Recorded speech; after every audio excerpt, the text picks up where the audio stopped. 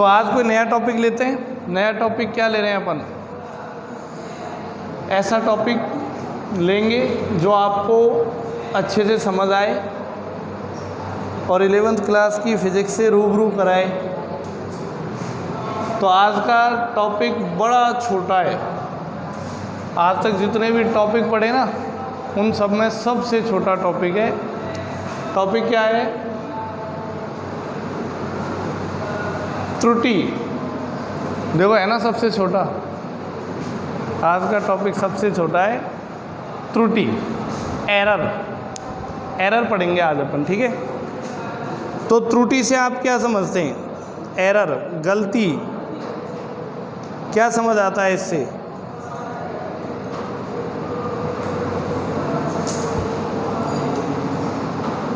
त्रुटि क्या होती है ये समझना है आपको, है ना। तो भौतिक विज्ञान में, फिजिक्स में त्रुटि क्या होगी? त्रुटि मतलब गलती, एरर। और इंसान तो गलतियों का पुतला है ना। इंसान जितने सही काम नहीं करता उतने गलत काम करता है, गलतियाँ करता है, सही है ना। तो फिजिक्स में कैसे कैसे गलती होती है, कहाँ कहाँ गलती होती है, क्यों होती है, कैसे दूर किया जा सकता है और कैसे पता लगाया जा सकता है कि कौन सी त्रुटि है, क्या है, कैसे इसे दूर करें, ये सब के बारे में अपन आज पढ़ेंगे, ठीक है। तो त्रुटि मतलब हो गया एरर, गलती, कहाँ गलती होगी, है ना। जब हम फिजिक्स पढ़ेंगे तो इसमें गलतियाँ कहाँ कहाँ होंगी। तो सबसे पहले त्रुटि होती क्या है? जैसे आप देख के चले कि ये मार्कर है ना, ये कंपनी से निकला, कंपनी ने इसकी डायमेंशन, इसकी लंबाई, इसकी त्रिज्या सब सेट करके बनाया, तभी तो सभी मार्कर एक जैसे बनते हैं। इनकी त्रिज्या सेट होती है, लंबाई, कैप की गोलाई, मोटाई, ये सब बराबर होते हैं। तो एक परफेक्ट डायमेंशन लेते हैं, एक परफेक्ट विमाएँ लेते हैं, ठीक है। अब क्या होता है कि मान लो ये मार्कर आपके हाथ में आया और कंपनी ने इस पे लिख के भेज दिया कि इस मार्कर की लंबाई है 6 सेंटीमीटर। आपने सोचा मैं भी नाप के देखूं। आपने स्केल लगाया, स्केल लगा के नापा और आपने बता दिया इसकी लंबाई 6.2 सेंटीमीटर है। कंपनी ने कितनी निर्धारित की थी? 6। आपने कितनी बताई? 6.2। क्या हुआ? मापन में त्रुटि। मापने में क्या हो गई बताओ? मापने में त्रुटि हो गई या नहीं? बोलो, होती है ऐसी त्रुटियाँ? आप जाओ टेलर के पास, दर्जी के पास जाओ और दर्जी के पास जाके उसको कितनी अच्छी नाप दे आओ कपड़ों की, कितनी अच्छी नाप दे आओ, फिर भी जब कपड़े सिल जाएंगे और उनको लेने जाओगे तो उसमें आप 10-15 त्रुटियाँ बता दोगे। इधर से टाइट है, ये बटन नहीं लगाया, ये वाली सिलाई नहीं हो रही है। उसने अपना काम किया लेकिन त्रुटियाँ हो गई। वो टाइट क्यों हुआ, वो ढीला क्यों हुआ? कि जो माप लिए उनमें थोड़ा बहुत 19-20 का फ़र्क चलता है। ऐसा होता है नहीं? बोलो। अपन पहले तोलते थे, अब तो ये नए वाले वो आ गए इलेक्ट्रॉनिक मीटर। राशन की दुकानों पे पहले तराजू में तोलते थे सामान। बोले 1 किलो चीनी देना, 1 किलो चीनी डाली, बराबर आ गए दोनों। क्या बोले? ये थोड़ी सी और डाल दे, 2 दाने और टपका दी, वो एक्स्ट्रा आ गई, तो वो क्या हो गई बताओ? त्रुटि। बोलो ये नहीं। त्रुटि का मीनिंग क्या हुआ? कि जो वास्तविक मान है उससे कम या ज़्यादा नापना। कभी आपने देखा है, दूध लेने जाओ आप किसी के पास, तो दूध वाला क्या करेगा? 1 लीटर की नाप भर के आपके बर्तन में डालेगा, उसके बाद आपकी शक्ल देखेगा, फिर उसे लगेगा कि ये डाउट में, ये मुझे कुछ कहेगा कि कम है, तो वो क्या करता है? खुश करने के लिए 2 बूंद और टपका देता है ऊपर से। ये लो, ज़्यादा हो गया 1 लीटर से। मतलब भूल चूक माफ़, लेनी देनी माफ़, 2 बूंद ज़्यादा ले जाओ। तो वो 2 बूंद ज़्यादा क्यों डालता है? कि हो सकता है कि मुझसे कोई त्रुटि हो गई हो, इधर उधर गिर गया हो थोड़ा बहुत, तो 2 बूंद और डाल देता है। तो ये है कि मापन में त्रुटियाँ तो होती हैं। परफेक्शन, एक बार में परफेक्शन आना बहुत मुश्किल है।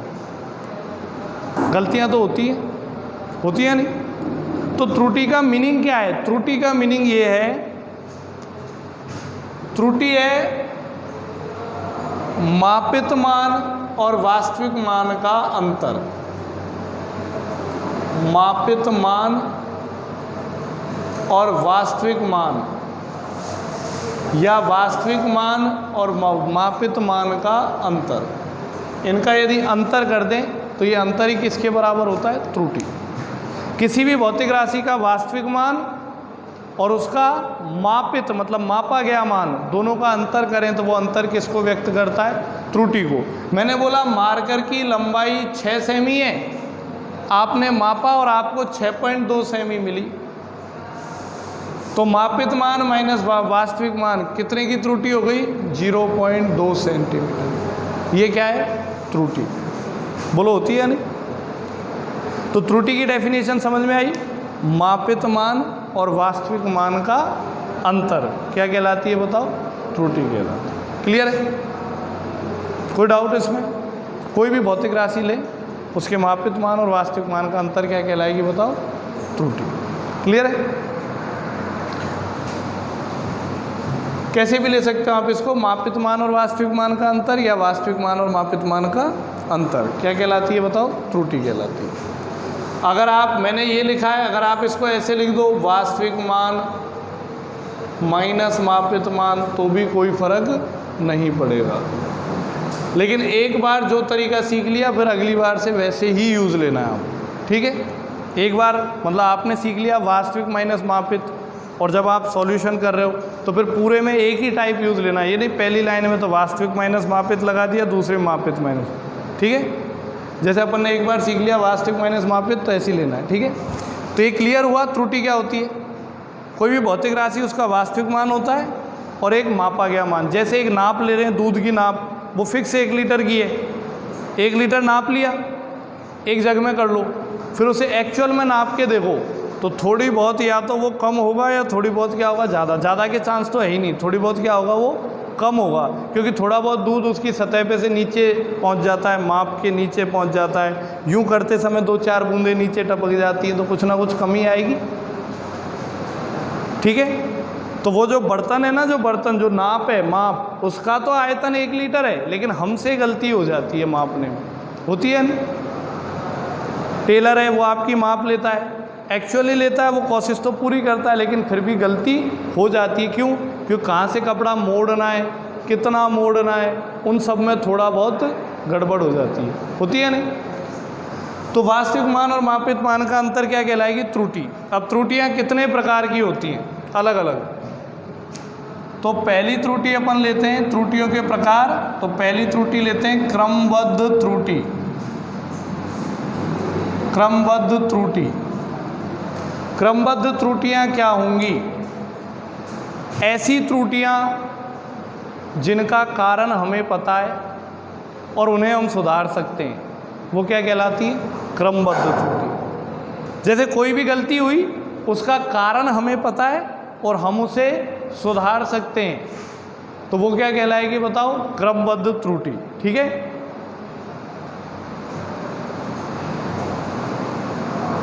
ठीक है? तो ऐसी त्रुटि जिसका कारण हमें पता है और हम उसे सुधार सकते हैं, वो क्या कहलाएगी बताओ? क्रमबद्ध त्रुटि कहलाएगी या नहीं? अब देखो आप कैसे, जैसे हमने क्या किया, ये मार्कर है, इसकी लंबाई नापी और हमने स्केल लिया आज से 10 साल पुराना, जिसका एक कोना घिस गया है, जिसमें 0 दिखाई नहीं दे रहा है, 1-2 डंडे मिट गए हैं या कोने से टूटा हुआ है, नया नहीं खरीद रहे हैं, कंजूसी दिखा रहे हैं और उसी से काम चला रहे हैं। तो उसको कोने पे रख के और मापा। अब पता है कि आगे की 2-3 लाइन मिटी हुई है, फिर भी अंदाजे से तो नाप रहे अपन, नाप के कह दिया ये भैया 6.4 सेमी। क्या वो माप सही है? नहीं है, क्योंकि आपको 0 वाला डंडा तो गायब है, उस पर मिटा हुआ है, उसके आगे के 2 डंडे मिटे हुए, तो आप अंदाजे से ही तो ले रहे हो। तो किसके कारण त्रुटि हो गई? कि जो यंत्र काम में लिया आपने मापन के लिए, कौन सा यंत्र काम में लिया? स्केल। तो उस यंत्र में ही त्रुटि है, वही ठीक नहीं है, तो गलती होगी या नहीं? तो हमें बताओ कि ये पहले से पता है, कारण पता है कि इसकी लंबाई 6 सेमी है और उस स्केल से नापी जिसका कोना घिसा हुआ है या टूटा हुआ है, उससे 6.4 सेमी आई, तो हमें कारण पता है, त्रुटि का कारण पता है, किसकी वजह से आई त्रुटि? स्केल की खराबी की वजह से। और क्या इसे दूर किया जा सकता है? हाँ, किया जा सकता है, 3 रुपये खर्च करके। कर सकते हैं या नहीं? बोलो। तो ऐसी त्रुटियां जिनका कारण हमें पता है और उन्हें हम सुधार सकते हैं, उनका निराकरण कर सकते हैं, वो त्रुटियां क्या कहलाती हैं? क्रमबद्ध त्रुटि। क्लियर है? आगे देखो। अब क्रमबद्ध त्रुटियों में पहली त्रुटि आएगी आपके पास उपकरणीय त्रुटि। उपकरणीय त्रुटि, उपकरण की त्रुटि। अब उपकरण की त्रुटि जैसे मैंने अभी एग्जाम्पल बताया, वो हमारा स्केल जो है ना, वो स्केल खराब है, इसलिए वो सही नहीं नाप पा रहा है। तो त्रुटि किसमें? उपकरण में। जो उपकरण आपने काम में लिया है मापन के लिए, उसमें क्या है बताओ? त्रुटि है। तो ऐसी त्रुटि क्या कहलाती है? उपकरणीय त्रुटि। दूसरा देखो, आपने एक नाप ले ली दूध नापने के लिए 1 लीटर की। अब वो क्या हुआ? वो नाप है ना, नाप घर में किसी बच्चे ने उठा के पत्थर पे मार दी, तो वो नाप बीच में से ऐसे अंदर की तरफ दब गई। समझ पा रहे हो? बेलनाकार थी, लेकिन एक तरफ पत्थर लगने से अंदर की तरफ घुस गई। अब आपने 1 लीटर दूध नापा, तो क्या 1 लीटर आएगा उससे? नहीं आएगा, कम आएगा, आएगा या नहीं? तो ये त्रुटि किसके कारण हो रही है? उपकरण के कारण। जिस उपकरण से नाप रहे हैं उस उपकरण के कारण त्रुटि हो रही है। तो क्या इसे दूर किया जा सकता है? हाँ, किया जा सकता है। 20 रुपये खर्च करो, नई नाप ले आओ, है नहीं? तो ऐसी त्रुटियां जिनका कारण हमें पता है और जिन्हें दूर किया जा सकता है, लेकिन कंजूसी के कारण दूर नहीं करते हम, है ना? तो ऐसी त्रुटियां क्या कहलाती हैं? उपकरणीय। उपकरण में यदि कोई त्रुटि है तो वो क्या कहलाएंगी? उपकरणीय त्रुटि। और ये किसके अंदर आती है? क्रमबद्ध त्रुटियों के अंदर आती है। ठीक है? क्लियर है? बोलो, समझ में आया? उपकरण में यदि कोई त्रुटि है तो उपकरणीय त्रुटि, और वही क्रमबद्ध त्रुटि। अब दूसरा आता है आपके पास प्रायोगिक अपूर्णता। प्रायोगिक तकनीकी में अपूर्णता। प्रायोगिक तकनीकी में अपूर्णता के कारण त्रुटि। जो प्रायोगिक तकनीक है, जो प्रैक्टिकल कर रहे हो, उस तकनीकी में अपूर्णता है। अपूर्णता मतलब आप प्रैक्टिकल करने पहुंच गए, आप मापन करने पहुंच गए और आपको मापना आता ही नहीं। आप क्लिनिक पे पहुंच गए, डॉक्टर का बीपी नापने का वो यंत्र ले लिया और लगाया हाथ पे और दबाने लग रहे हैं, आ ही नहीं रहा। अरे तुमने नापा ही नहीं कभी। जो प्रायोगिक तकनीकी है, जो टेक्निक है बीपी नापने की, वो टेक्निक तो नहीं सीखी ना। तो आप अभी उसमें क्या हो? अपूर्ण हो। आपको ठीक से यूज़ करना ही नहीं आता, ठीक से मापना ही नहीं आता, तो क्या वो सही बीपी बताएगा? नहीं बताएगा। तो मापन में क्या होगी बताओ? त्रुटि। बोलो, होगी या नहीं? या फिर जिस यंत्र से आप मापन कर रहे हो उस यंत्र में कोई खराबी है, फिर भी आप मापन करे जा रहे हो, आपको पता ही नहीं है खराबी है। तो वो क्या है? जो अपनी टेक्निक है, मापन की टेक्निक, उसमें क्या हो गई बताओ? अपूर्णता होगी। अपूर्णता हो गई। जैसे थर्मामीटर आता है अपना बुखार नापने के लिए, अब फ़ारेनहाइट में आने लग गया। फ़ारेनहाइट में नापता 98.4 फ़ारेनहाइट। आपने सेल्सियस पढ़ा है, आप सेल्सियस के हिसाब से सोच रहे हो और वो फ़ारेनहाइट में बता रहा है, तो बहुत बड़ा डिफरेंस आएगा। कम से कम 80 खानों का डिफरेंस आएगा, रीडिंग अलग आएगी। तो आप उसे सही मापन क्यों नहीं कर पा रहे? क्योंकि फ़ारेनहाइट पैमाने का नॉलेज आपके पास नहीं है। आपके पास सेंटीग्रेड पैमाने का नॉलेज है, लेकिन आप ईगो में आके कह रहे हो कि मुझे बुखार नापना आता है, मैं नाप के दिखाऊं। तो वो बोलते हैं ना, अधजल गगरी छलकत जाए, है ना? वही वाली हालत है। तो प्रायोगिक तकनीकी में अपूर्णता का मतलब या तो आपको नॉलेज नहीं है मापन की विधि की, या फिर जिस उपकरण से आप मापन कर रहे हो उन उपकरणों में कुछ त्रुटियां हैं और आपको पता ही नहीं है उनका। समझ में आया? तो पहले वो चेक करनी पड़ेंगी, तभी तो सही आएगा। क्या त्रुटियां, और उन त्रुटियों को दूर करना पड़ेगा, तभी तो सही आएगा मापन। क्लियर है? तो ये दूसरा हो गया, ये भी क्रमबद्ध त्रुटियों में ही आता है। तीसरा आता है व्यक्तिगत त्रुटि। व्यक्तिगत त्रुटि मतलब पर्सनल एरर, आपकी पर्सनल मतलब आपकी गलतियों की वजह से। जब आप कोई भी मापन कर रहे हो, कोई भी प्रैक्टिकल कर रहे हो, तो आपको ये असावधानी बरतते हो। असावधानी किसके कारण? आलस्य होता है नहीं। आपने मापन किया, ये नापना है, ये टेबल की लंबाई नापनी है, गए यहाँ पे कैसे नापे, फीता तो है नहीं, हाँ यूँ मान लो ये 1 मीटर होता है तो 1 और आधा 1.5 मीटर होगी। आलस्य, आप चाहते ही नहीं हो कि वहाँ जाके एक फीता लेके और तरीके से एग्जैक्ट मान लेना चाहो, अंदाजे से कह देते हैं, कहते हैं नहीं।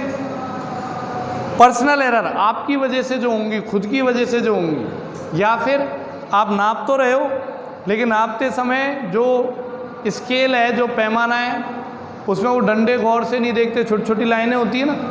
अब जैसे 5 के पास पहुंच गया कोना, 1-2 खाने आगे पीछे, तो अपन क्या कहते थे, हाँ लगभग 5 ही है, सही है। कौन जाके देखे गौर से कि 4.39 है, इतना तो कोई नहीं देखता है, और 4.5 हो गया, ऐसा होता है नहीं। तो ये किसके कारण है? पर्सनल एरर, आपकी असावधानी के कारण। आप असावधानी बरत रहे हो। आपने क्या किया, कोई भी इंस्ट्रूमेंट ले लिया, जैसे आप आंखें दिखाने गए, आई टेस्ट कराते हैं, उसकी मशीन ले ली और जाके वहाँ पे देख रहे हैं, आई टेस्ट कर रहे हैं, और आई टेस्ट वाला बता रहा है कि आपके जो दोनों शीशे ना, इन पे 3 किलो मिट्टी जम रही है। तो क्या वो क्लियर आई टेस्ट कर पाएगा? नहीं। आपने कभी मिट्टी हटाई नहीं, आपने असावधानी बरती, कारण आलस्य। कौन हटाए? दूसरे की तो करनी होगा, जो उसी को होगा, मेरे को थोड़ी होगा, सही है ना। तो आप जो असावधानियां बरतते हो, उनके कारण जो त्रुटियां होती हैं वो कैसी होती हैं? व्यक्तिगत त्रुटियां होती हैं, पर्सनल त्रुटि होती है। समझते आप? कोई भी उपकरण है उसको यूज लेने से पहले क्लीन करना चाहिए, साफ करना चाहिए, है ना। तो ये व्यक्तिगत त्रुटि, ये तीनों किस में आती हैं बताओ? क्रमबद्ध त्रुटि। दूसरी त्रुटि आएंगी आपके पास यादृच्छिक त्रुटियां, रैंडम एरर। यादृच्छिक त्रुटि, यादृच्छिक त्रुटि क्या होती है? अत्यधिक भिन्नता के कारण जो त्रुटि होती है वो क्या कहलाती है? यादृच्छिक त्रुटि। अत्यधिक भिन्नता के कारण कैसे? जैसे यदि कोई व्यक्ति एक ही मापन को बार बार करता है, एक ही मापन के कई प्रेक्षण लेता है, तो हर बार कुछ ना कुछ त्रुटि करता है। जैसे वही एग्जाम्पल, दूध वाला 1 लीटर दूध दे रहा है, दूध लेने आ गए 20 लोग, अब 1 लीटर दूध दे रहा है, यूँ दिए जा रहा है, दिए जा रहा है। क्या सबके पास बराबर मात्रा में दूध पहुंचा होगा? अंदाज़ा लगाओ, वो 1 लीटर की नाप से दे रहा है, क्या सबके पास बराबर मात्रा में पहुंचा होगा? नहीं पहुंचा होगा। ताज़ा दूध होगा, ऊपर झाग होंगे, पहले वाले को दिया होगा दूध कम झाग ज़्यादा, थोड़ी देर बाद वो झाग शांत हो जाएंगे तो मात्रा क्या रहेगी बताओ? कम। जो सबसे लास्ट में आएगा उसको झाग नहीं मिलेंगे, दूध ज़्यादा मिलेगा। टेक्निकें यूज़ लेना घर पे, लास्ट में जाना दूध लेने, ठीक है। और जब मापन किया है तो वो यूँ करते हैं, तो अलग अलग तरह के बर्तन, किसी की भगोनी होगी, किसी की बोतल होगी, है ना, तो उनमें भरते समय भी हो सकता है कि बड़ा आकार का है तो पूरा ही डाल दे, और छोटे आकार का मुँह तो उसमें डालते समय कुछ अगल बगल भी गिर जाता है। तो क्या सबके पास बराबर मात्रा पहुँचेगी? नहीं पहुँचेगी। तो इससे क्या समझे? यह अत्यधिक भिन्नता है। हर बार जब मापा तो हर बार भिन्न भिन्न मापन प्राप्त हुआ। जब कोई आदमी एक ही प्रयोग को, एक ही मापन को बार बार दोहराएगा तो हर प्रेक्षण में हर बार कोई ना कोई वो त्रुटि करेगा। तो ये जो अत्यधिक भिन्नता के कारण त्रुटि होती है, तो इस प्रकार की त्रुटि क्या कहलाती है बताओ? यादृच्छिक त्रुटि, ठीक है। तो ये यादृच्छिक त्रुटि होगी। इसको कैसे दूर कर सकते हैं? इसको हम दूर कर सकते हैं औसत मान निकाल कर। कैसे दूर कर सकते हैं? औसत मान निकाल कर। कैसे? जैसे देखो, एक स्केल की लंबाई नापी, एक स्केल की लंबाई पहली बार 4, एक स्केल की लंबाई पहली बार आई 10.2 सेमी, या कोई भी एक छड़ है, लोहे की छड़, उसकी लंबाई नापी, पहली बार आई 10.2 सेमी, दूसरी बार आई 10.1 सेमी, तीसरी बार आई 9.7 सेमी, चौथी बार आई 10.3 सेमी, पांचवी बार आई 9.8 सेमी, छठी बार आई 9.1 सेमी, 9 सेमी, ऐसे अलग अलग बार अलग अलग मापन मिला। हो सकता है किसी टाइम रिपीट हो गया हो, जैसे एक और मिला हो 10.2 सेमी 2 बार मिल गया हो, ज़रूरी नहीं है 1-2 बार बराबर भी बैठ सकता है 1-2 लोगों की। तो ये हमने 2, 3, 4, 5, 6, 7 बार मापन किया और सातों बार देखा कि मापन में भिन्नता है। एक ही चीज़ का मापन करने पर मापित मान क्या मिल रहे हैं, अलग अलग मिल रहे हैं। तो ऐसी त्रुटि क्या कहलाती है, यादृच्छिक त्रुटि। इसको कम कैसे कर सकते हैं कि ऐसे हालात में अपन क्या करते हैं, औसत मान ले लेते हैं। औसत लेते हैं या नहीं? जैसे मान लो अपन को बैठ के पार्टी करनी है, सबको पैसे मिलाने, किसी के पास 5 रुपये, किसी के पास 3 रुपये, किसी के पास 2 रुपये, किसी के पास 10 रुपये, किसी के पास 20 रुपये, सब ने इकट्ठे कर लिए, पार्टी कर ली। बाद में पता लगाना चाहें प्रति व्यक्ति खर्चा कितना हुआ, तो क्या करेंगे, औसत निकाल लेंगे। कुल पैसे कितने, 200, छात्र कितने थे 20, मतलब 10 रुपये पर व्यक्ति को देना चाहिए था, लगभग 10 रुपये देना चाहिए था। औसत मान निकालते हैं। तो ये इन सब का यदि आप औसत ले लेते हो, इन सब का आप औसत लो, तो औसत कैसे लेते हैं, प्रेक्षणों का योग बटे प्रेक्षणों की, तो योग करो। देखो आप ये दोनों मिला के क्या हो गए 20, ये दोनों मिला के क्या हो गए 20, और ये दोनों मिला के क्या हो गए 20, तो कितना हो गया 60 और 10.2 70.2, और कितने प्रेक्षण हैं 7, तो 7 प्रेक्षण है तो 7 का भाग लगा दिया, प्रेक्षणों का योग बटे प्रेक्षणों की, तो क्या आया 7 एकम 7 0 पॉइंट, बताओ, और 7 दूनी 14 आ गया। बोलो कोई दिक्कत, समझ आया यहाँ तक? अब ये जो आया औसत मान, ये त्रुटि को कम कर देता है।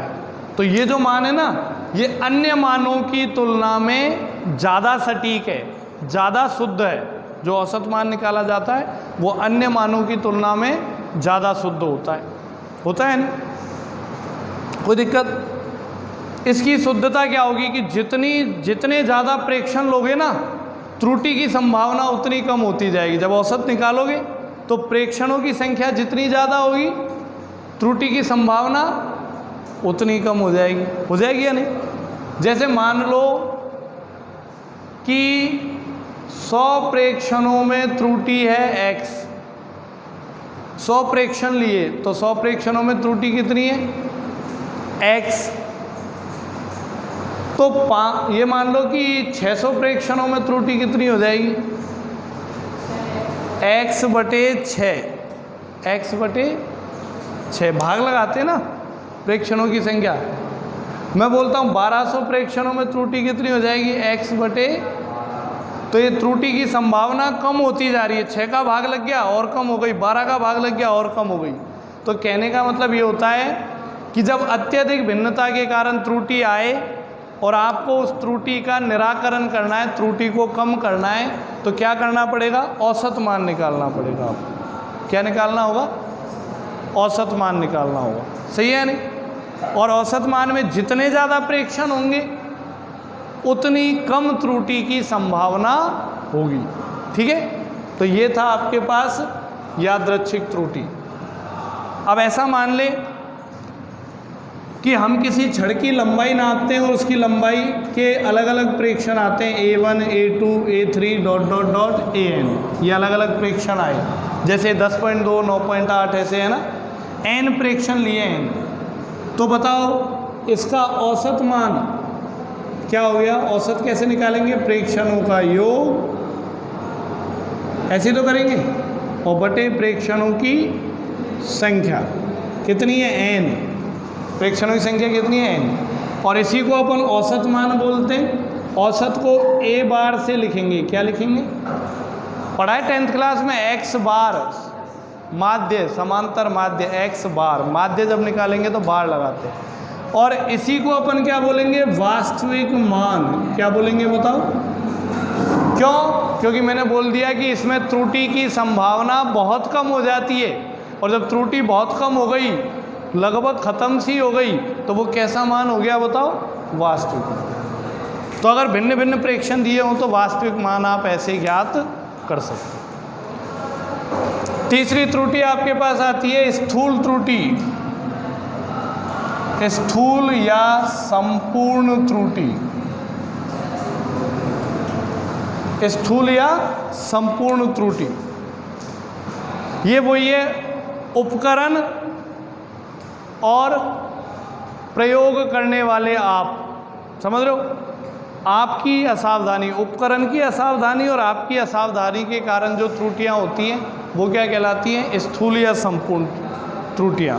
इनमें क्या होता है, कैसी त्रुटियां होती हैं, जैसे पहला, आपने मापन किया लेकिन मापन ठीक से नहीं किया, ठीक से नहीं देखा एग्जैक्ट। दूसरा, आपने देख तो लिया 4.4 लेकिन कॉपी में लिखते समय ध्यान भूल गए 4.6 लिख दिया, असावधानी बरत दिया हमने, 4.4 की जगह क्या लिख दिया 4.6। तो ये भी एक त्रुटि है, स्थूल त्रुटि। चलो मान लो 4.4 प्रेक्षण लिया और इधर भी 4.4 ही लिखा, लेकिन आगे फॉर्मूला लगा के जब हल किया तो कैलकुलेशन में गलती कर दी, गुणा भाग जोड़ बाकी में, वो भी तो त्रुटि है। या फिर वो भी हल कर लिया, आंसर आया 9.2 और आपने ऐसे ही अंदाज़ा लगा के लिख दिया लगभग 9, तो वो भी त्रुटि हो गई 0.2 की। बोलो ये नहीं। तो आपकी असावधानी के कारण जो भी त्रुटियां होंगी वो क्या कहलाएंगी बताओ, स्थूल त्रुटियां। तो ये थी त्रुटियां, ऐसी ऐसी त्रुटियां अपने हो सकती हैं, ठीक है। अब इनको मैथमेटिकल फॉर्म में लेते हैं, गणितीय रूप में लेते हैं। तो गणितीय रूप में त्रुटियां कौन कौन सी होती हैं? तो गणितीय रूप में जो त्रुटियां होंगी वो अलग होंगी। ये होंगी परम त्रुटि, माध्य परम त्रुटि, आपेक्षिक त्रुटि और प्रतिशत त्रुटि। ये त्रुटियां होंगी, समझ में आया? गणितीय रूप में 4 प्रकार की त्रुटियां होंगी, परम त्रुटि, माध्य परम त्रुटि, आपेक्षिक त्रुटि और प्रतिशत त्रुटि। कैसे ज्ञात करते हैं, अब तरीका समझना आप। पहले बात करता हूं मैं, पहली लेता हूं परम त्रुटि।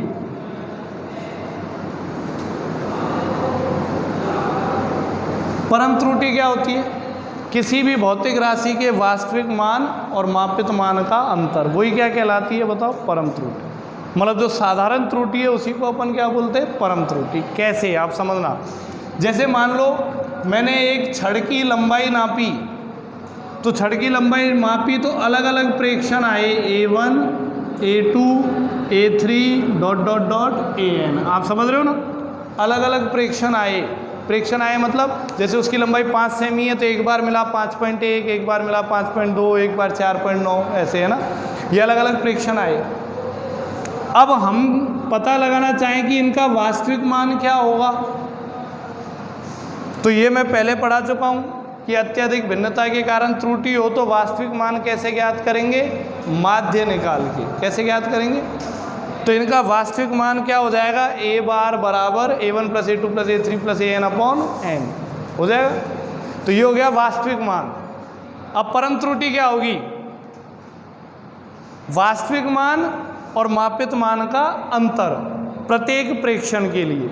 जैसे पहले प्रेक्षण में त्रुटि निकालें, पहले प्रेक्षण में त्रुटि, तो पहले प्रेक्षण में त्रुटि क्या आएगी, वास्तविक मान कितना है A बार और मापा गया मान कितना है A1, इनका अंतर क्या कहलाएगी, पहले प्रेक्षण में परम त्रुटि। दूसरे में ज्ञात करो, तो दूसरे प्रेक्षण में परम त्रुटि निकालो तो वही वास्तविक मान माइनस मापा गया मान, सही है।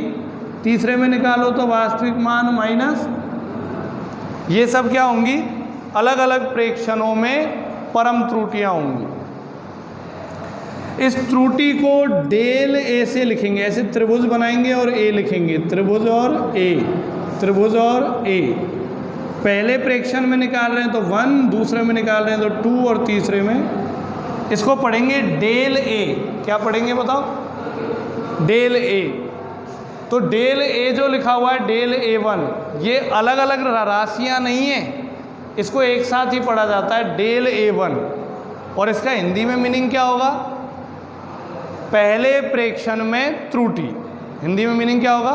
पहले प्रेक्षण में त्रुटि। ये डेल A2 मतलब दूसरे प्रेक्षण में त्रुटि। डेल A3 मतलब तीसरे। जैसे आपने पढ़ा ना साइन थीटा, तो साइन और थीटा कभी अलग अलग हो सकते हैं? नहीं होते। अकेला साइन रह सकता है कभी, कोई अस्तित्व ही नहीं है उसका जब तक थीटा ना लिखो। तो साइन थीटा को एक साथ ही पढ़ा जाता है, ऐसे ही डेल और ए को एक साथ पढ़ा जाता है, ये कभी अलग अलग नहीं होते। और डेल ए का मीनिंग क्या होगा? त्रुटि। डेल A1 मतलब पहले प्रेक्षण में त्रुटि, डेल A2 मतलब दूसरे प्रेक्षण में। ठीक है,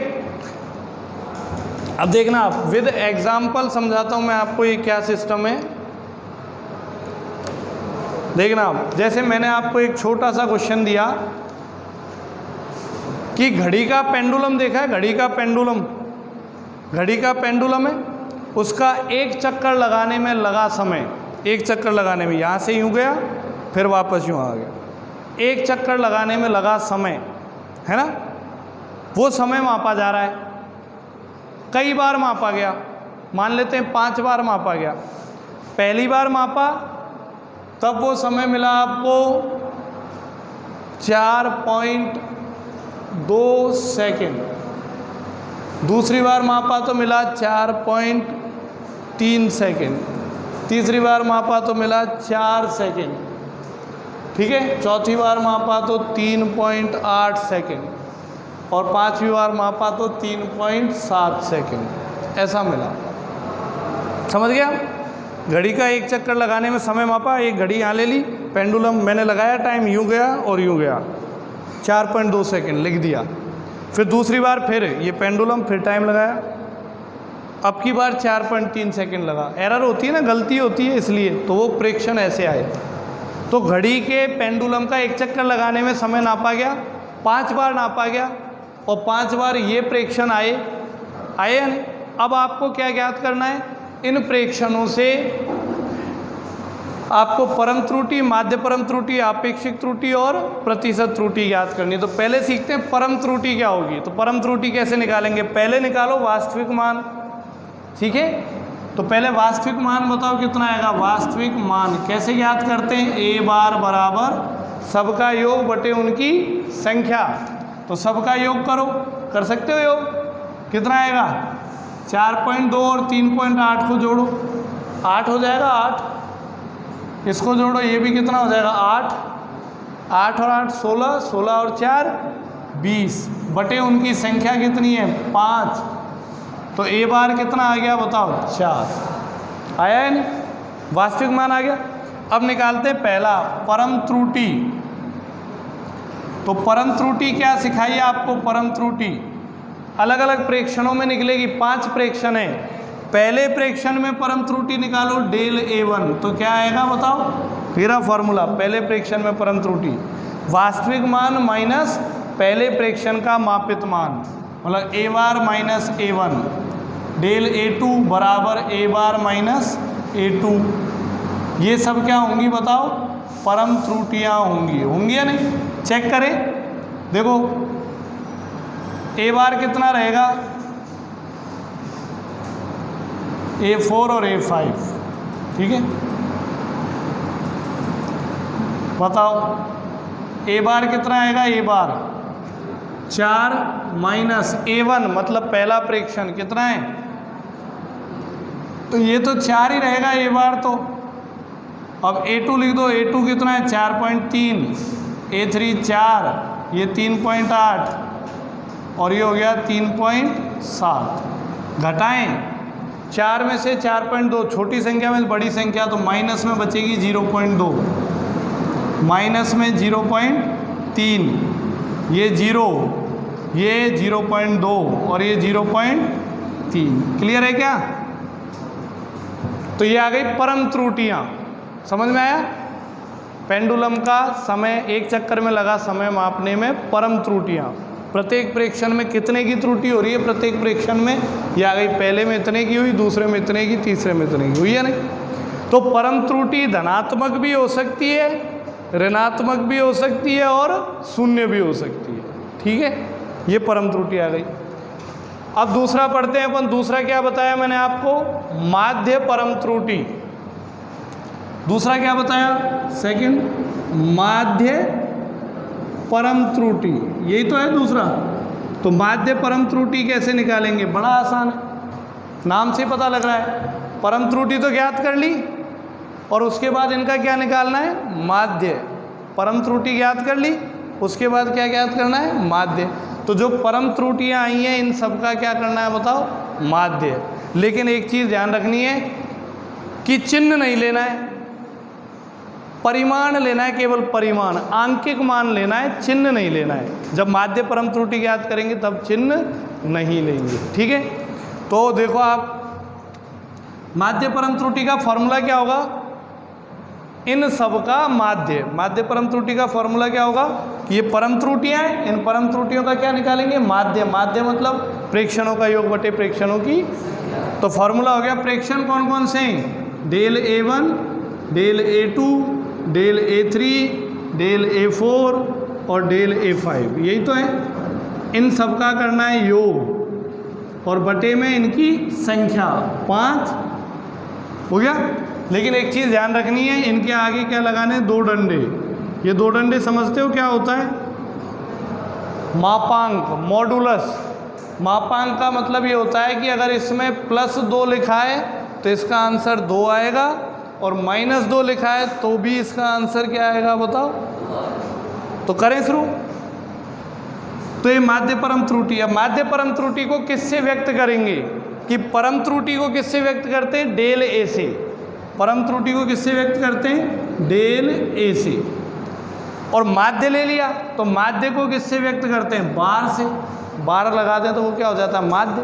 तो क्या बोलेंगे, माध्य परम त्रुटि, ये तो माध्य हो गया, और डेल A मतलब परम त्रुटि। अब हल करो तो डेल A बार बराबर क्या आएगा बताओ, -0.2, -0.3, 0, 0.2, 0.3। और हमें पता है कि मापांक के अंदर ये ऋणात्मक संख्याएं भी धनात्मक हो जाएंगी।